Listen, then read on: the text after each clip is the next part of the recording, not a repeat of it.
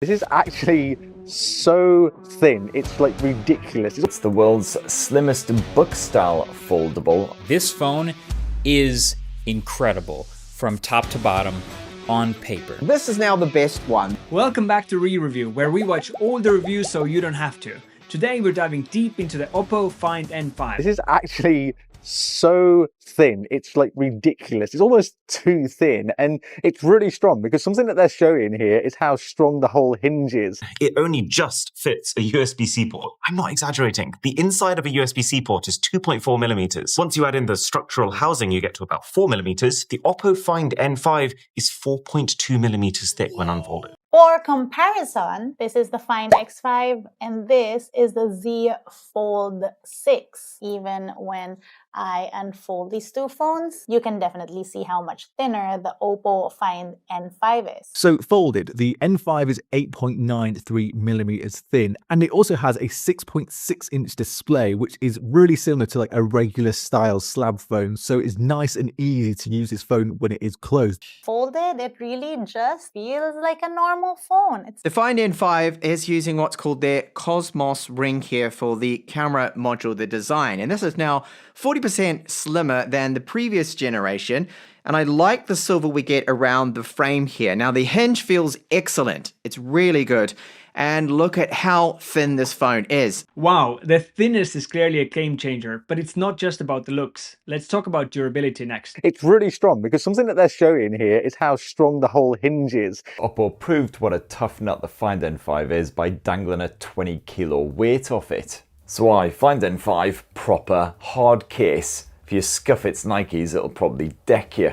It is IPX6, IPX8, and IPX9 rated, meaning it can deal with being submerged in water or blasted by a jet of water, which I wouldn't know why it would do that, but it's good to know this will survive it. It's not dust resistant, you don't want to get any little bits of grit in there, probably wouldn't like that very much at all, but it can be fully immersed in water and also take a full-on spurting. Both phones have a pretty tough custom aluminium alloy frame. They've both got fantastic feeling hinges that allow you to stop at almost any point in the motion, but then it kind of feels like OPPO runs away with it. Their front display is imbued with ceramic, which we've seen on quite a few phones does increase structural strength. Sadly, I have dropped this phone already when I've had it folded open, and it still seems to be holding up pretty well. I'm not scared of breaking this. It feels solid, despite it being the thinnest foldable that you can get. It doesn't feel like I'm going to break it. Impressive durability for such a thin device, but there's a dust resistance concern.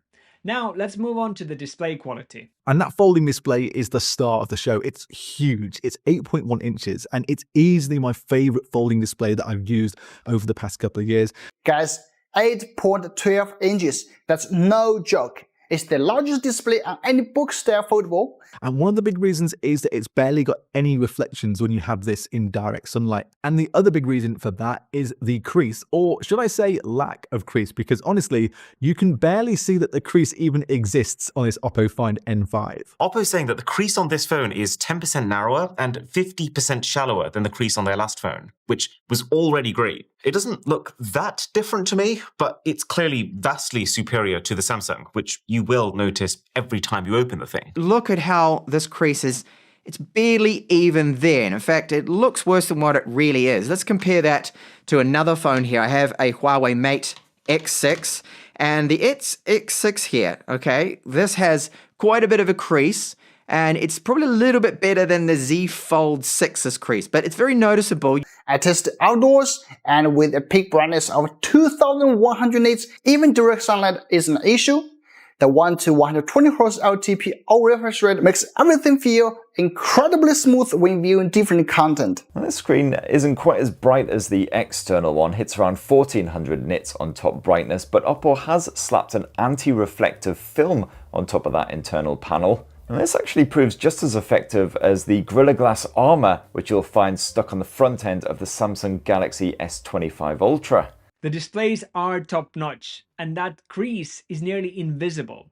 But how does it perform? Let's find out. This is the first foldable that is powered by the Snapdragon 8 Elite chip. I've tried to throw a lot at this phone in the past couple of days to see how it deals with it, and it's dealt with it really well, even if most of that has been a bit of gaming with Call of Duty Mobile. And it's more than powerful running on the 7-core version here. The thing's using the next generation Snapdragon 8 Elite chip, as opposed to the Samsung, which uses last year's chip. This is basically powered by the thing that you could expect Samsung's next foldable that will come out in the summer to be powered by. And stating the obvious, yes, it does run really smooth as expected for 16GB of RAM, Snapdragon 8 Elite, not a problem at all. And I do find it's more comfortable if I play it with the camera module at the bottom. It's not bad, and because it's rounded, it doesn't like cut into your hands or anything, and you've got the 2 loudspeakers free at the top. Gaming is of course a flawless experience. Even really demanding fare like Wuthering Waves runs absolutely perfectly on the 100% maxed out visual settings. And that frame rate stuck reliably close to the 60 frames per second level the entire time I was gaming on this thing. In a device this thin, you are limited on volume for a great cooling system. And I actually did find that this phone can get decently warm. And I even got it to overheat once during early testing, which is rare. It's been years since I've said that about a new phone. Do you notice the throttling? It does throttle the performance down eventually, about, well, half the performance of what it originally starts out with. Do you notice it? Not really. It gets a little bit warm, but because OPPO throttles this so much, the chipset, the thermals are very good. Powerful chipset, but some thermal concerns. Now, let's talk about battery life as a critical aspect for foldables. The OPPO uses a brand new type of battery that we've only really started seeing recently, a silicon carbon battery with the highest silicon content so far. You can think of silicon carbon batteries as just more energy dense than traditional lithium-ion batteries. And so what this means is that within less space, this phone has managed to squeeze in a 5,600 milliamp hour capacity compared to Samsung's 4,400. That's a massive difference. I haven't struggled to make it through even the longest of days with a single charge of the Find N5, no worries. Even the most arduous of days this week, where I was up at 6 AM and using this thing pretty much non-stop. I totaled over 8 hours of screen on time, and that includes a good bit of Genshin action for about an hour or so, good bit of video chat action, plenty of video streaming, lots of multitasking, and a lot of audio streaming on Spotify and Audible in the background. It supports 80 watts super fast charging and 50 watts wireless charging. When a foldable's wireless charging is faster than iPhone's wireless charging. Apple, you might want to take notes. So yesterday, because I'm traveling right now for work, I am in Malaysia. So yesterday I had a flight over and, at the airport, all that. So in total, I was outside, I think for like 9 hours. And for that 9 hours, the battery only drained about like 40%. So that means this is a phone that can go over 18 hours on a single charge. Outstanding battery life and fast charging. But what about the cameras? Let's see how they stack up. Cameras on foldables that I've used kind of let the phone down, but the main 50 megapixel and 3x telephoto that we have here, they do a decent job. The Find N5 uses the same camera technology as the Find X6 series, meaning you still get excellent burst shots, portrait photography, and especially telephoto macro. And overall, I've been pretty happy with the test shots spaffed out by the OPPO Find N5. Even in quite low light conditions, you get a reasonable amount of fine detail packed in there, quite representative colours as well. High contrast situations dealt with ably.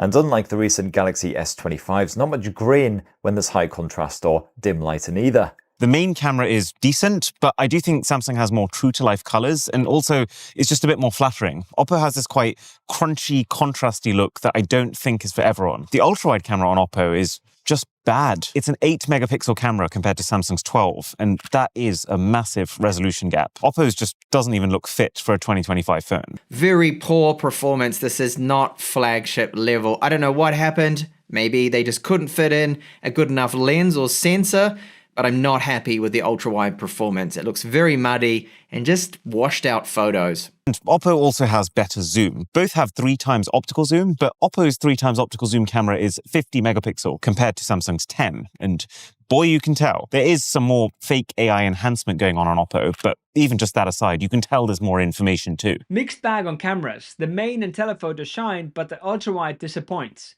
Now let's explore software and productivity features. The best thing about the OPPO Find N5 is that slick color OS experience, complete with 4 years of OS updates and 6 years of security updates. have to say, the way that OPPO handles multitasking, it remains the gold standard. So let's say, for example, that you're on Netflix and then you also want a browser tab to do a little shopping on the side.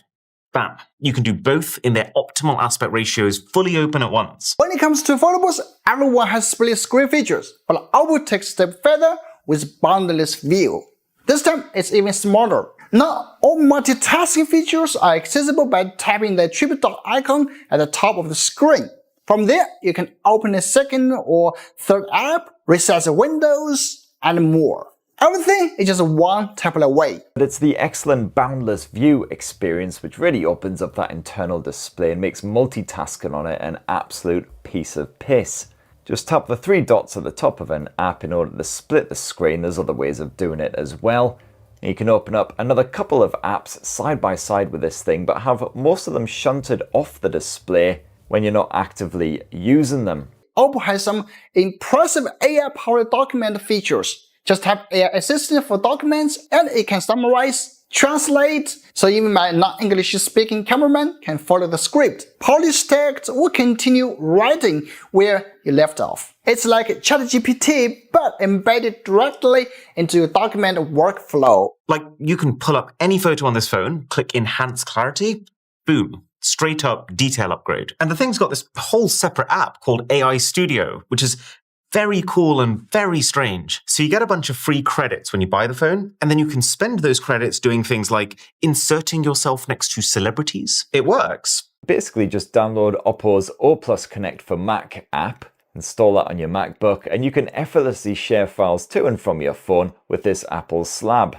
You just got to make sure they're both on the same Wi-Fi network, and it works a charm. The fact that Samsung has a definitively better ecosystem of surrounding products if you're outside of China, and 7 years of major Android version upgrades. OPPO phones tend to get 4. Strong productivity features, but the ecosystem and software updates lag behind Samsung. Let's wrap up with our conclusions. The OPPO Find N5 impresses with its thinness, durability and display quality, especially the near-invisible crease. Performance is top tier, battery life excels, and charging speeds are unmatched. However, the ultra-wide camera disappoints, and the software updates and ecosystem integrations fall short compared to Samsung. If you prioritize design, battery, and productivity, this is a standout foldable, but camera enthusiasts and ecosystem-focused users might look elsewhere. That's it for our ultimate roundup review of the OPPO Find N5. Find full links down below and subscribe for more re-reviews where we watch older reviews so you don't have to.